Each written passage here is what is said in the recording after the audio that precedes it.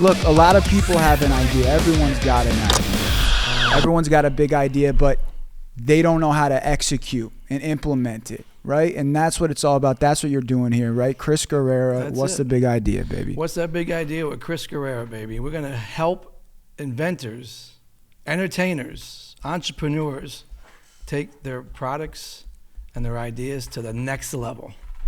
And a lot of it has to do with, how you got there, right? That's what it's all about, the story that led us to these places of success, right? And you have a history of manufacturing and being a 2-time Shark Tank winner. This is stuff that, gets people to understand that it doesn't come easy, right? No, it doesn't. And you have to put yourself in the right spot. When I think about like my first time on Good Morning America, for example, right? I think we talked about, I didn't want to do landscaping. I took some time off. I didn't want to do landscaping. Let's go to New York. Yeah. And I always watched Good Morning America, so I wanted to actually go to the set and see what it was like. Before you know it, producer's talking to me. She asked me if I wanted to get on television. I said yes. I was with Ginger Zee. I became friends with her. And that led to me actually getting a call to be on Good Morning America with one of my products, and even to do a national commercial with Robin Roberts. Were you ready for it when they threw you on TV like that? I always say, are you ready for it? You have to be ready, right? I always tell my kids, you have to be ready to pitch. Yeah. We talk about the art of pitching, right? No matter what you're doing, you have to be ready for this type of stuff. So I think I had Brandy with me. It was early in the morning. It was like 5:30, so she was talking to us around 6. And when she was talking to us, I didn't see a whole lot of emotion out of Brandy, right? She needed some coffee. I'm like, hey, Brandy, can you at least smile for me? Yeah. Like she's interviewing me to be on television. And it was kind of ironic. That's exactly what she was doing. I didn't know that at the time, right? And then she came back and said, hey, you like baseball, right? We're doing a promotion with the Mets, and you want to be on TV with Ginger Zee. We're going to give you some tickets to a luxury box. And that's all she needed to say. And I took that to 5 times on Good Morning America, including proposing live to Brandy on Good Morning America. What? Oh, we got to hear that from Brandy's perspective. That'd be crazy. That was the F-bomb heard around the world. What do you think is your it factor, being a killer on TV, right? You got to be able, to get invited back 5 times, you got to be a killer. So what's your differentiator, Chris I think Guerrera? you have to be sincere, right? You have to have credibility. You have to be able to talk and have some substance in what you're saying. Right. And I think I always find a way to also look at the person who's interviewing me, like Robin Roberts, right? I happened to meet her. It's a great story. I happened to meet her. I was living in Bristol, Connecticut, where ESPN was, and she was just starting her ESPN career. And I used to watch her every Sunday morning. That was her show, called Sunday Morning. I happened to see her in a grocery store. She was with her parents, and I said, hey, I'm gonna go talk to her. And I just casually, went up to, hey, Robin, I watch you every Sunday. You got a great show. I really love it. And it just led to 20 minutes of great conversation, introduced me to her parents. Then you fast forward that 20 years later, I can recall telling Brandy, you think she'll remember me? I had been on Good Morning America a couple times. She wasn't there. And Brandy's like, she's not going to remember you. I said, I don't know. It was kind of a special moment. I mean, I met her parents. We had a really good conversation. And sure enough, we started talking about it. We're doing a national commercial. I go over to her, and I actually someone took a picture of this. It was really great. I asked her, I said, hey, do you remember? And she told the whole story. You mean me meeting you in the grocery store and me introducing you to your parents? And Brandy's like, oh my God, he's been talking about this for the last 7 years. You actually remembered. Brandy starts crying. Robin Roberts started crying. She said, I will never forget you. And then later that day, she tweeted me out saying it was so great to see you after 20 years, and I'll never forget you meeting my parents. Yeah. So I think you got to be memorable. You got to be sincere. And you got to be believable, and just I think a lot of energy is good, right? A lot of passion about what you believe in, always helps. Because people are out here on social media, people are out here in the public eye, and they're putting their stuff out there, whether it's products, whether it's any kind of business, service-based business, online coaching.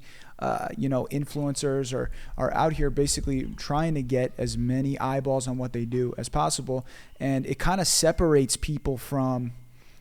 It separates from that kind of in-person, authentic connection that you're speaking to. It really does. And I always believe, we always talk about, is a running joke with me, take a lot of pictures. It's always like, oh, just one more. Because when I talk to somebody, right, if they don't know me and they met me for the first time, like being on Good Morning America today, right? I met Jonathan Carl. their ABC political correspondent. Got it. I'm able to show photos. I'm able to talk the story and tell the story, and then show photos of what actually occurred. So it becomes authentic. It gives you instant credibility. Yeah. All right. So you've been around the room with a lot of different people. You've been mixing it up with TV celebrities, sharks, global entrepreneurs. Let's talk about it. Let's do it. Yeah. I love it, especially my man Damon John. You know how much I love Damon. That's our guy. What up, DJ? Yeah, Damon John's the reason why we're here right now. That's the reason why we've connected. Absolutely. That's how we met, right? Yeah, and down in Miami. Yeah, at his Rise Nation, which was just an amazing time and just an amazing person. He always wants to give. I was at the Jonathan College here, and Tasha, our mutual friend who I met through Damon, she was doing a book release, and Damon was there. And it was, 500, 600, 700 people in the room, and Damon made sure. He didn't even know I was going to be there, but he saw me and called me out. Yeah, well, you got a memorable face. He's just that kind of guy, though, right? Yeah. Like, he had a lot of good things to say, and but he called me a great advocate, great manufacturer, and Damon's just a cool dude. Yeah.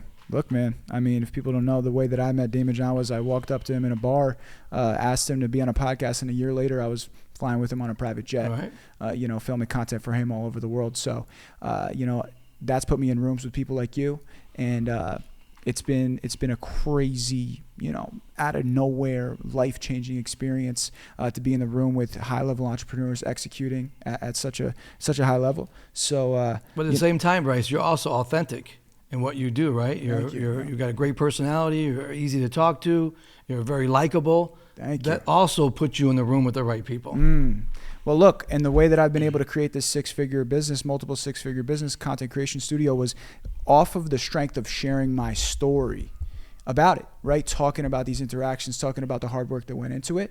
So tell us a little bit about your Shark Tank experience, the details. Zoom all the way in. Tell me the crazy behind-the-scenes shit that was going on for you to win Shark Tank twice. Yeah, I'll tell you that. That's crazy. The last time we were on the grand finale of season 12, we actually closed the show. So at that point, only 12 people in the world had done that. Wow. And this is interesting because I did something as simple as, I think I had multiple products. I sent an email in to start with on multiple products. And I'm driving one Saturday afternoon, I get a call. I put it on speaker. Brandy's in the car with me, and it's Shark Tank. Saying, hey, we saw your application, we saw your products, we like them. So of course, immediately I said, okay, can I submit more than one? She said, no, you got to pick one. This is the decision time. Pick one, and then send a video of yourself, promoting it. Right. And then that'll be the first step. But there's so much work involved. I did it, got a call back, so we absolutely love it. Well, how do you pick one, right? Because that's the thing. Entrepreneurs naturally got a ton of shit going on. They're doing everything at once, right? I know I get distracted easily. So you got all these products. They're all your baby. Right. And then how do you choose one? And Chris, you can feel free to chime in. You're on camera too, Poppy. Okay, Let's do it. I wasn't sure. Yeah. I wasn't sure we're live. rocking. We're in it, baby. We're in it. Yeah, so how do you choose one? It's a really good point because I had 2 or 3 that were really good. One was an automotive, one was like a garden, and then there was a baby product. Baby product is not easy to start with. That is a completely different market. But this was a potty training device, which reminded me a little bit of Squatty Potty. Okay. And I happen to know Judy and the whole team, Judy Edwards and the whole team, and I looked at what she did which was kind of a tough subject to talk about, right? Having problems going to the bathroom, and she kind of had an issue with that, medical issue, that her product fixed it. Well, this was similar in that it was a baby product that didn't use a potty training device that was separate, right? It actually went on the toilet seat itself, on the toilet bowl. The cover came down and it adjusted for the size of the child. And when I saw that, I said, it's different. It's different than all the other products. And if you watch Shark Tank, you'll see when you go on Shark Tank with a baby product like that, you get ripped apart. So I immediately I said, okay, I like this. This has a lot of potential. I actually ended up taking it to Walmart. They liked it. They wanted to give us a trial in 400 stores. It's a kind of a great story in that they wanted 15,000 units, and I literally had 2 weeks to meet the window to get it out, and everyone thought I was crazy. We had an injection tool at the time. I had to develop a label. I had to develop these pads. I had to get photos put on the label. I had to get a box made. So a lot of stuff behind the scenes was going on, and my mother was passing away at the time. Oh, wow. Then we had to mold 15,000 units. Wow. But that was truly the first step, even before I got that call from Shark Tank, was to have some sales. Got into Walmart, it started selling pretty good, and then COVID hit. So wait, you got into Walmart before Shark Tank? Before Shark Tank. Hold on. We got to back this up. This up. How do you get into Walmart, dude? I was on open call. I had a couple products, so I went down to the open call in Bentonville in February, mid-February, and usually the new season is already kicked off, right? Of Walmart, right? They're already into the fall season. Got it. Well, he liked this product, and I told him, I said, well, I can get you what you need pretty quick. I mean, when someone asks me to do something, I always say yes. Then I'm going to go figure it out. I've seen people say no, let me get back to you, and lose the opportunity. Walmart said, hey, I'll put you in a bunch of stores, but I need this in a couple of weeks. It's all you're going to get because that's when the window closes on this product line. So I made it happen. I went back, and everyone really thought I was crazy. Like I said, I had to get photos taken, labels made, boxes made. I had to get these little silicone pads.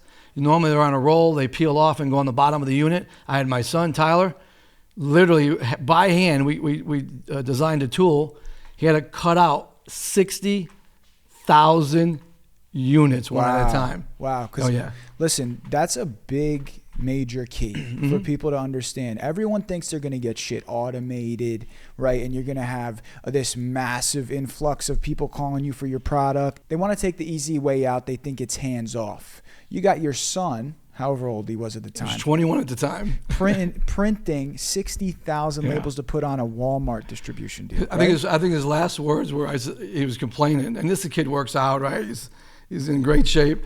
I'm like, listen, man, I got no other choice. Like, it's going to take 6 weeks to get the pads in. I'll miss the window. But I can assure you he'll probably never work with me again after that experience. And you know what? What's a huge factor to where Chris is an outlier in many different areas, not just one, but most entrepreneurs who are working on products, they can't really make a decision because they got to go and speak to their manufacturer. Chris is the manufacturer. And that's why Chris was so unique. Out of, I don't know how many people that have been on Shark Tank, I think he's the only person that ever pitched a product who was actually the manufacturer. And I think that's what caught the Shark's attention. And he's built such an amazing relationship with Damon because Chris is not only making the products, but he's the manufacturer and the entrepreneur. So he don't need to ask a middleman, you know what I'm saying? So that's where he's really unique in his skill set. You know, and when you think about it, like the cost for the unit, I made it all in the U.S. Everything was made in the U.S. My suppliers were near the manufacturing plant. So while that injection press is molding, that labor is already paid for. So now I'm using that same labor that I've already paid for to put the label on, right? To put the units in the box, to put the boxes on the pallets before the next cycle kicks in. So there's no additional cost. I'm not paying anybody to bring freight from another country or bring it from the border back into a plant. There's no logistics costs. There's no handling fees. There's no additional costs. I'm extremely competitive because I've eliminated all that waste. No tariffs.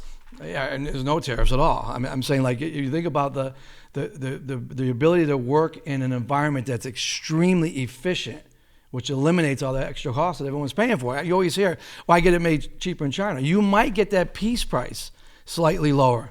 Agreed. How are you getting it here? What packaging are you putting it in? Who's going to take it off the freight liners and put it on a truck and then transport it? All of that waste is gone. So I mean, and that's part of it, right? Being able to react quickly is another key benefit. Tell us some of those crazy details about being on Shark Tank and killing it like you did. Yeah, it's a lot of work. And even before you get the nod to be on Shark Tank, you got to fill out like 100 pages of legal documentation, and they literally want to know everything about you. And so I mean, that's just the start, right? And then once you go through the iterations of setting, it's kind of funny. I always thought, like, oh my God, I passed the first stage. I'm going to be on Shark Tank. And they said, well, you got to send us another video. And then we go like, 20 more stages. Yeah, I mean, literally, it was like 10 different levels of videos until it finally gets to Mark Burnett, who looks at your last pitch and decides, and I can recall her saying this to me, make sure this last one you're doing, make sure it's your best one. And I'm saying, what do you mean? Every one of my videos was my best one. She said, well, I know you don't understand. This one needs to be your best one. So, I mean, we did it again. We had music playing, Shark Tank music. And it was during COVID. So me and my partner at the time were doing everything through Zoom, right? She was in Arizona. I was in South Carolina. So we had all that going. And I just can recall doing the last one. It felt good. And then you get a call. After this went on for 3 months. You get a call saying, hey, we're going to book your flight. And it was during COVID. So I had to do a COVID test before. I had to do a COVID test when I landed. I had to take a COVID test when I got put into the bubble. And then I was in a room in Vegas at the Venetian for 11 days. I pitched on the 11th day. Hold on a second. Back Try it that. up. Back it up. Back it up. Try so you're that. sending in video submissions, Mm-hmm. right? Give us the 3 keys. Tee it up like this. The 3 keys to a pitch, and it's not the speech, right? It's not memorizing the speech. Give me 3. No, to me, I think it's. I always said, like, I can't be an actor because I don't want to memorize lines, right? I want to free flow. I think you have to have key talking points, and when you do your pitch, it has to be 90 seconds. If you go beyond 90 seconds, you start losing your audience. So you really got to talk about what is it that your product is, right? What problem do you see? What solution is your product having? And then what's the benefit? And I think you pitch it, and you pitch your needs. And that's what we did. We had a great 90-second pitch. We talked about the old, in this case it was a baby product. So what the old ones, the benefits of having a new potty trainer against the old ones, and it was a no-brainer. It was easier to use. It was more efficient. You're training your child the right way the first attempt. You're not going through these different iterations, and it covers the whole boundary. So when you pitch, you have to be authentic. That's really the key, is really being authentic. If you're reading a pitch, you should not be pitching. It's just got to come as a natural flow of what you're trying to explain. How do you identify the ask, right? The ask, that's something that's hard to evaluate, is it not? That's a great question, because here's what I said going into this. We had just gotten into Walmart. I think at the time we had 65,000 in sales, and COVID hit, and like nobody was shopping for baby products, right? They were shopping for food. Stores were closing down. I watched other baby products on Shark Tank, and they asked for they asked for like 50,000 for 5%. So when I look at that, I say, like, that's not that entertaining, right? It's not that exciting. 50,000 for 5%. I said, let's go in big. Right? Let's ask for 300,000 for 10%. It's a big ask, but I know if the audience sees it, it'll sell. And I know my ability personally on selling and what I can contribute to get sales at that next level. So we went in big. It's a great question. If you watch my pitch, the first thing I say, we say 300,000 for 10%, and you hear Mark go, whoa. You hear Robert go, wow. Because that means you have a $3 million valuation, and we really had a $650,000 valuation. But as we went through it, they could see that there's some value in the entrepreneurs. They were coming at me with all kinds of questions. They saw me always answer and talk my way through it, even up to a point where I had a $1.1 million PO that wasn't issued yet. But Walmart said they would do it, but they wanted to see more sales track because of COVID. And I didn't have the PO in my hand. Oh my God! So what did you say? You said to the Sharks, "I have a $1.1 million purchase order." I said there's a $1.1 million PO at hand here. And who responded? And they said, Damon said, "Do you have the PO?" Then Robert said, "Do you have the PO in your hand?" I said, "I don't have it in my hand because I have to go through the fourth quarter." And they went, "Whoa, wow!" It just blew up. So they were coming at you? Did you sweat? Were you sweating in that moment? I think this is part of being the youngest in the family. Is you have 2 older brothers and older friends that just come at you all the time. You got good answers back. And that's why I just kept coming back. I said, wait a second. So I kind of put them on their heels a little bit and started explaining what had gone on during COVID. And there's some things you don't want to say, and there's some things you really want to say that you can't say, and then you just say it from the heart and you work through it. And I recall when I had my airing party, this is a true test, had my airing party, all my friends were there, family, probably 90 people at the party. And my youngest son, your sons in particular are the hardest critics. Just like I was as a coach to them, right? I can remember when it was over, my son Tyler said, "How in the world did you pull that off?" Yeah. I've seen you before, but that was amazing. Like, you talked yourself right through that to a deal. And the last thing I said was, this just needs an audience, and it will sell, and you'll regret not doing a deal. Well, guess what? I think it was 2 minutes into the pitch on season 12 finale, we sold out of Amazon. I think 8,000 units. Like, literally, my phone was blowing up. Before the show ended up, it was like 10,000 units, like 10,000 orders with multiple units. I had to put the tool back in and make more, which would have been a whole other problem if you didn't have the tool to make it in the U.S. Then I remember talking to Damon saying, the valuation is double what I said on the show. How do you like me now? It's exactly what I ended the show with. And I remember like saying, it needs an audience, and I remember saying, thank you for the opportunity, and I walked off, and that thing blew up. So you're talking about the Shark Tank effect, right? 100%. So when the episode airs is when you get an initial pop, and they're very cognizant of that, right? Yes. So tell us about being in that moment, right? Not so much about the pitch, but what's the production like? There's the shark stare, right, where they all have to eye you down. 30 seconds. Yeah, so tell us a little bit about that. And look, we only see a condensed version of the pitch. Right. So how long did it go? Who was really barking? Were they fluffing up their personalities for the camera? Tell us about that. No, it's authentic, right? Like you said, 30 seconds. So think about this. Like I've been stuck in a room for 11 days. Like by the 5th day, I'm like, I want to get out of here, man. Like try that. So I know I can't be a criminal because I can't be locked up, and I can't be an actor because there's all these different movements that they wanted me to do, and it had to be natural for me. That's what I felt, and the pitch was great. I mean, I look back now and critique myself. It was truly 90-second pitch, and then there was like 15 seconds of fluff with us throwing off our costumes and throwing money at them. But up until that point, it's pretty intense, right? So you finally come down. I get called down on the last day. So Brandy calls me up, and she thinks she misses me. So before we go down, I get in a phone call with Brandy, and my mother had passed away. I told you that. She said, hey, someone's at the house. Before you go down, they want to talk to you. And I'm thinking, like, who in the world wants to talk to me right now? And then I get on, and it's a recording of my mother.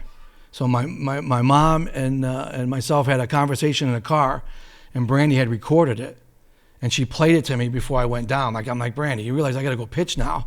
I mean, it was such an emotional moment already, going down the pitch, and then you add that. So your emotions are really high. You go down, you're like, hurry up and waiting 6 hours. Finally get to go ahead to pitch. They're trying to fix, like we had robes, king and queen. I had a king robe on, the king crown. They're doing you're going through makeup. Then like it's go time. Like you're up next. You get one walkthrough, that's it, to make sure that what the stage and your product looks like it's supposed to. We had to make some changes. And then like you have walking steps, you have a target you have to hit without looking at it. But I can recall them like we're throwing out money, and the money's like sticking, and I'm trying to crumble it so it really looks like confetti when you throw it up in the air. So you get all that going up. You're trying to remember your lines, make sure you're not going to freeze, because you see people freeze, how bad it looks. I still know some people that I'm still giving them a hard time about it. But then they're like fixing my outfit, they're sewing it, they're steaming it. I'm like, there's so much action going before you even walk out. And I recall finally getting up to the first door when you walk down the corridor and the sharks are on the side.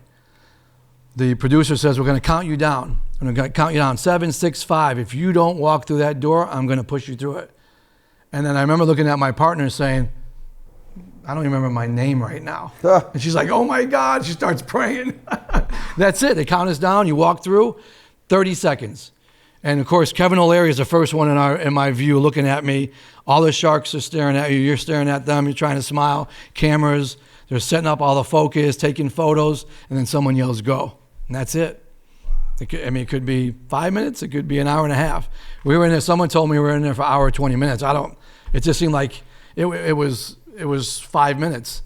And then you're doing pitches, you're arguing with everybody. And Bryce, going back to your question about like sweating when he walked in, I mean, he was the youngest executive for BMW. Tell me that wasn't stressful. I mean, there's a lot. I mean, I had, when I ran BMW, being a young kid, really, running a $180 million plant, there's a lot of moving parts, a lot of logistics, just-in-time delivery. When a line goes down, they charge you 1,100 minutes. So, and I had older brothers, so I felt like I never really felt pressure, right? And it was kind of ironic that when I walked on that stage, I was telling my brother this, I felt like my mother was with me.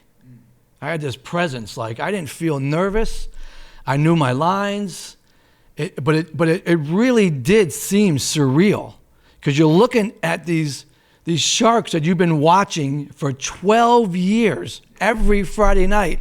And now you're literally standing in front of them.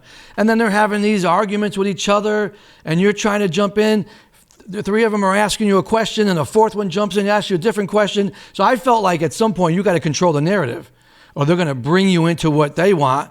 You know, and they want entertainment, right? That whole show is entertainment. They want you crying. They want you freezing to some degree. They want good pitches. So they really want to make it entertaining. And I felt like, you know, high ask. We had an high ask. It started off really like, whoa. Like, oh my God, I'm thinking to myself, here we go. We did it. And it's so risky because you've seen people go onto the Shark Tank and ask for a crazy valuation, and the sharks, man, they rip into them. And that's why they always say, like, know your numbers. Yeah. But it's like a double-edged sword. You go in asking too little. I haven't been on. I mean, I've applied like 4 times, but, you know, they give me their reasons, and I'll keep trying. But, you know, it's every inventor's dream to get on there, you know. And I mean, 16 seasons, what is it, 45?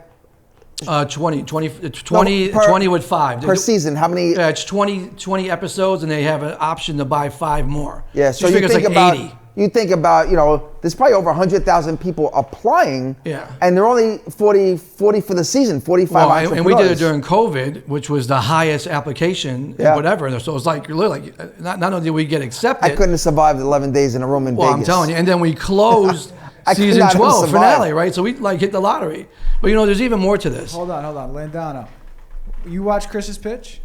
100%. Okay. Out of 10, rate it. Rate Chris's pitch out of 10. Let's go. Oh, I'd say it was a 10 because... Oh, come on, man. You guys were busting each other's balls the whole time out here, and now you're giving him his props. But he did. He nailed his pitch. He didn't stutter. Yeah. He didn't get caught up on anything. He nailed it. And Judy, she did a great job, too. I felt like... They both... And this is what's the crazy part is... They were practicing in 2 separate rooms and on the phone. They couldn't be together. I met her for the first time. So the synergy, there was like, he met her for the first time on the set. So think about this. That's crazy. 2 years being a partner, working on all these projects, right, doing all the manufacturing. I literally, as we walked out to go down to the pitch, she said, "Nice to meet you in person." And we laughed. All right, maybe you're right. Maybe it was an 8. No, listen, I'm my hardest critic. You already know that. I felt it was pretty good. You know, and there's a couple mistakes she made and a couple words I used twice. You'll never know. You'll never know. How long were you on? Because they edited it down to 15 minutes. I don't know. I said, Scott Wallace told us it was an hour and 20 minutes. It felt like it was 5 minutes. Yeah, so. But again, I want to go back. Even before getting on Shark Tank, there's some element to entertainment, right? So we were looking at what do we want to wear, right? That's part of it, right? You want to have a shirt on with the name of the company. So I went looking for some shirts, and I happened to see this baby blue suit. I was at Macy's, and I looked at this suit, and I said, it's not me. Like, I don't wear baby blue, but I'm like, this is a baby product. So I took a picture of it. I sent it to my kids. One said, oh, yeah, I think you can pull that off. One said, oh, no way. Brandy said no. Judy said no. So I went in the dressing room. I tried it on. I said, I like it. So I sent it to the producer. She said, absolutely. She sent a note to Judy saying, go get a pink one. That's how those colors were born. Wow. And I see some people using that now. Later in the series, in Shark Tank. Yeah, Dumb and Dumber. Yeah, well, people are going in with those colors, which I don't think you want to do that, right? You shouldn't be copying people. We've seen people do that with Scrub Daddy. But then we said, okay, what else can we do, right? If I'm the king of manufacturing and she's the queen of potty training, I wanted to have like people like Caesar carrying us in, playing Caesar music. Unfortunately, it was during COVID, so they couldn't have anybody in, but they let us put the robes on, the crown, and at the end, we said, hey, let's make it really flashy at the end. We'll drop off the king outfit and the queen outfit and throw money at them, like to fill up your banks. And it's been a hit. It's aired over 26 times that I know of now. It's aired quite a few. Do you see a pop in products? Always. Is the product still on the market? Yeah. I sold all my assets off to a big baby company Oh, wow. 2 years ago, and Judy stayed on as licensing, but it's still going strong. So what was the to kind of put a cap on the Shark Tank story for now? Tell us what the offers were and what you ended up accepting. So we went back and forth, and I think I told Judy, like, this is a baby product, so don't expect like you're going to be in control. You don't have a whole lot of sales, so I would say anything 50% for a couple of sharks we should take, and that's kind of where Damon kind of played with Lori a little bit and said, I'll do 25, you do 25. Then even my assets went up because it became equally split amongst 4 of us. And she asked me, I said, just do it. So we did a 50% deal for $300,000 for 10%. And it all changes. Wait, what do you mean you did a 50% deal for $300,000? So the offer was $300,000 for 10% of the company is what we went in with. Yep. We came out with $300,000 for 50% of the company. Wow. So it brought the valuation down to half. Wow. Right? And now, was that the deal that you shook hands with right on No. the episode? What was No. the offer that you celebrated on the episode? That was it. Okay, it was that. It was that. You walked out of there with $300,000 for 50%. Walk out of there, you instantly go and do some more filming afterwards. Right after you do all that, some more filming with the producers. Like interviews? Yeah, hot on the set, and then they take you in the back room. It looks just like the set, Really? and they do another 30, just talking you through it. And They have 2 sets? Yes, and Judy couldn't even talk because she was crying so much. But after she calmed down, the second interview on the offset, they used that to close the show with me and her. Wow. It was kind of ironic. So and then even that deal changed, and we ended up becoming, and Damon really never asked for anything. He just wanted to help, and he was really so gracious with his time and offering, and that's how I became partners and friends with him in the end. So it was a pretty cool experience. The whole COVID thing was crazy, being locked in a room. By the 5th day, I wanted out, but I think in the end it was all worth it, and to know Damon and his team and to meet guys like you, it's been really rewarding. Yeah, it's crazy. It's crazy that you go in there with this evaluation, and then they just whack it down. Oh yeah, And you've never, I was watching them on TV. I mean, watching them on TV for years until I finally met Damon, and it's. You think that you know what to say. I just commend you for being able to walk in there and do it, man. Because it's I said it's like going trick-or-treating. I used to teach the kids, right? When we were kids, we get a pillowcase. It was empty.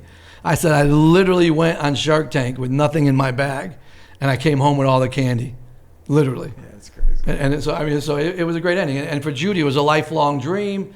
She had kids who struggled, and Robert at the time was struggling with his kids to potty train. It's a really cool product, and you think about it. My background is efficiencies, right? I have a master black belt in Lean Six Sigma. It's all about efficiencies, and when you think about potty training, this is efficient, right? It takes away the fear. You're on the toilet. It adjusts to the size. You're not having your child potty train offline and having to clean that mess up, and it's dirty, and everything about it's nasty. This is just like an adult. You learn the right way the first time. Let me tell you a quick story, can I? Mm-hmm. I wanted to get Damon John to do my event. I was going to sell an event for entrepreneurs, 300 tickets, and I wanted to ask him, and I'd been working with him a little bit. So I wanted to think of a creative way to pitch him on my event. So I ordered $300 white gloves from Bergdorf Goodman. It's like a Nordstrom brand. And I knew I was scheduled to go hang out with him and shoot some content. So and I was like, I'm sure everyone asks him to do stuff all the time, right? So after the shoot, I was like, Damon, I want to ask you something. I was like, I want you to be a part of my event. Here's this gift. I wrapped it in a purple box with a bow, and he opens it up. And creativity right there. Gloves. And he's like, oh man, these are super dope. But it was all because he kind of busted my balls one time because I told him that he deserves a white glove service for his content, right? So I got him white gloves to wear, and he's worn them a couple times. So if you want to make an impression on somebody who's a super high net worth individual who's on the go doing everything on the road all the time, entrepreneurs who are watching the show, they need to understand you got to think outside the box and you got to think creatively in order to get reach your ultimate goal. And if you get that opportunity to be in front of someone high net worth, be yourself. That's right. Just be yourself. Mm-hmm. Don't try to oversell it.